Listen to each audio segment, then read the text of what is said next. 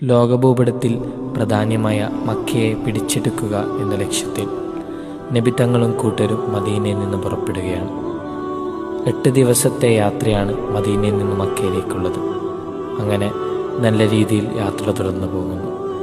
പെട്ടെന്ന് യാത്രയ്ക്കിടയിൽ നബി തങ്ങൾ ഒരു നായ പ്രസവിച്ചതായി കണ്ടു. ആ നായ തൻ്റെ കുട്ടികൾക്ക് പാല് കൊടുക്കാനുള്ള പരിശ്രമത്തിലാണ്. ഇത് കണ്ട നബി തങ്ങൾ തങ്ങളുടെ ഒരു സഹജനത്തെ വിളിച്ചുകൊണ്ട് പറഞ്ഞു, ഈ വരുന്ന പിറകിലുള്ള സൈന്യം വിട്ടുകിടക്കുന്നതുവരെ ഈ നായയുടെ സംരക്ഷണം നിന്റെ കയ്യിലാണ്.